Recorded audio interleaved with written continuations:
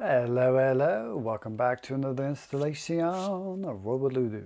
Today we are doing an unboxing, first impressions kind of video. I can't really give an in-depth review on this because I haven't yet used it, but I thought it would be a good follow-up to the other video, the Seagate debacle that crashed on me and basically obliterated over 50 of my videos for YouTube. So needless to say, I have a lot of catching up to do. And so what better to start with than the Seagate's replacement?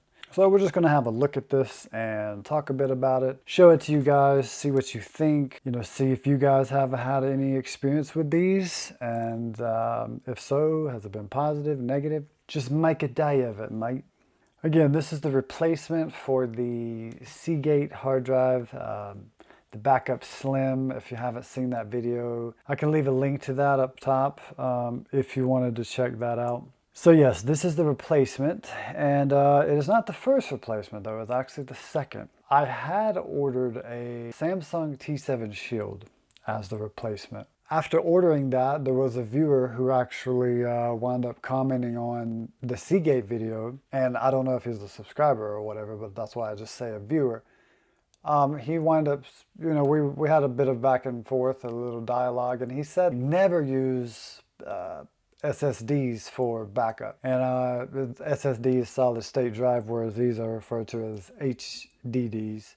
We'll get into what the differences are here in a few. But he said that and he didn't follow up. I was like, so how come you say that? I thought that, SSDs were like the latest and greatest thing since sliced bread. And he didn't get back with me after that, and so that actually set me on, perhaps I should have researched this a little more. As I was researching, turns out that yes, this is more along the lines of what I need. One, it's not so much a backup as it is an external hard drive for me, to where I will repeatedly read and write, read and write, read and write, and erase and write, but I will continually add and remove information. I will add and remove data. And apparently one of the things that the solid state drives are not really designed for, it's continuous writing and rewriting. And so that right there was one of the big things I found that's mainly what I will need it for. Now I guess if it's like something you're going to stick memory on and then just kind of set it aside, it could possibly be good for that. But at the same time, I also found that those you want to plug them up every once in a while just so that they don't become stagnant and just useless like bricks. So while these have their flaws with the spinning moving parts and everything, they are a lot more affordable and usually for a lot more space. So after taking those things into consideration and weighing the pros and the cons, I decided to go with this. This is the Western Digital, and these, whether a lot of people realize it or not, are very popular, especially within the gaming world. They're in their Xboxes, they're in your PlayStations. It's usually by Western Digital. Yes, you can have a hard drive on one of those systems fry. I've actually gotten tons and tons of use out of these type of hard drives within this game systems when I used to play them, that is. And you write and rewrite, write and rewrite. So it can definitely handle what I'm going to need it for. Now, am I going to need a backup for this one? Absolutely. I'm not going to make that mistake again. That's another thing that the viewer had said to me. He's like, why did you only have one backup? Because with such sensitive information, back it up twice. And believe me, I learned my lesson. I knew this a long time ago, but again, since I hadn't used it all that much, I didn't expect that this crash was going to happen, So caught me with my pants down, so to speak, and ain't going to happen again. So anyway, the Western Digital, this is referred to as my passport, which I think is kind of weird. It's portable storage, password protection, so you can have a password on it, so on and so forth. This is the 4 terabyte version. These are $89.99. currently at good old Walmex. Like I said, before I went and bought this, I had purchased a Samsung T7 Shield 2 terabyte from Best Buy, and on sale it still was $140 something, right? But it was a solid state drive, right? And this is a hard disk drive. For a 4 terabyte, they wanted well over $200. It was, I think maybe three something. You can see how quickly it adds up. Like I said, when I started weighing the options and that viewer pointed that out to me, I was like, you know what? I need to research this better, and so this is what I arrived at. Also, another thing is this actually has 1 more year warranty than the Samsung did. Let's see, where is it at? Right there. 3 year, whereas the Samsung was only 2. So you get a whole other year with this one. And it's cheaper, right? So, I mean, some people may say, hey, I've backed up, you know, information with the solid state drive and write and rewrite all the time, and I've not had any problems. Yeah, perhaps you haven't. But in the long run, the likelihood of yours failing before mine does is pretty high. From what I researched, and I didn't just go to one site, I went to those who are very tech savvy, and they didn't have too many great things to say, except for the speed. Now that is the one edge the SSDs have over the HDDs, is the speed. Speeds are like up in the 1,000 megabytes or something to that degree. And this one is, it doesn't have a lot of information on it, actually. I'm hoping there's more information on the inside. So yeah, let's stop monkeying around and just open her up. Scalpel. Okay, so remember our old trick, we'll go from the bottom so as not to damage anything. Pop that back in there like that, and no one will be the wiser. Always when I have cardboard up here, those little particles fall out everywhere. Oh yeah, look at all that. Look at that, sabotage. They're just trying to make my OCD counter go up. Alrighty, holy moly. We got us bugging here today. We got us all bugging. This thing is quite robust compared to some of the ones I've had in the past. The instrucciones power cable, and put this aside as well. So this is what's in the box: instructions, hard drive, and of course your connecting wires. So let's see what kind of information can be found in here real quick.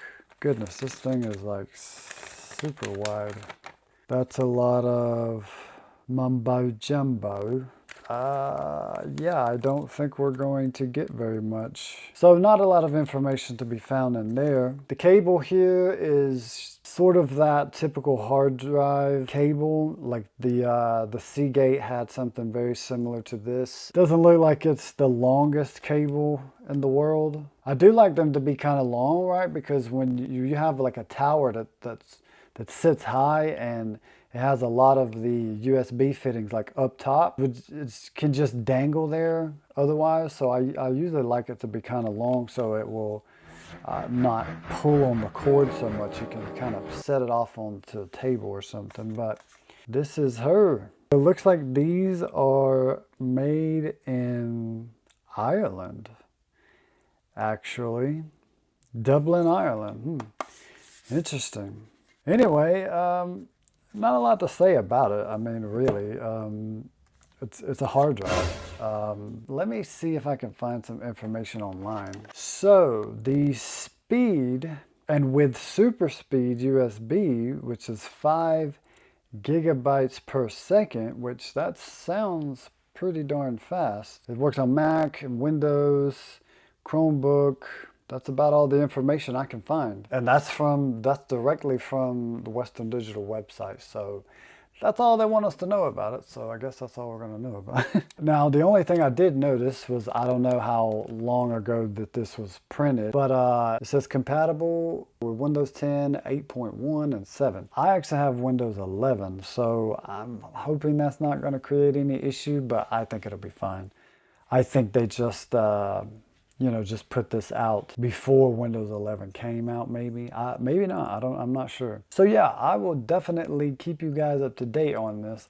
and let you know how this thing turned out. If it's fast, if it's slow, if it crashes on me. Let's hope that that doesn't happen again, you know what I'm saying? I don't know, I feel pretty good about this purchase, but you know, I would like to hear from you guys. Have you used one of these, not on like an Xbox or a PlayStation, but have you used these for saving data and using it as an external drive? If so, has that been a positive experience? Has that been a negative experience?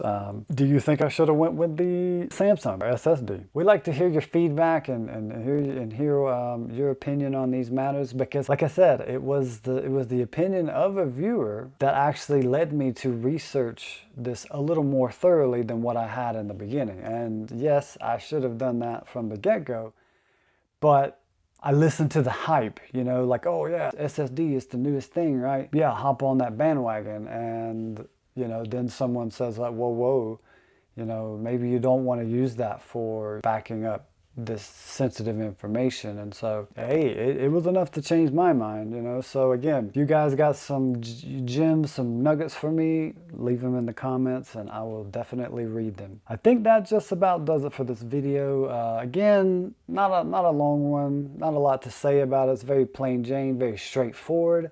I kind of like that. Let's just hope that this is going to be a keeper. If you found this video helpful, informational, entertaining, whatever, we ask that you strike that like, smell that bell, and subscribe and vibe with us and make us feel all appreciated and whatnot.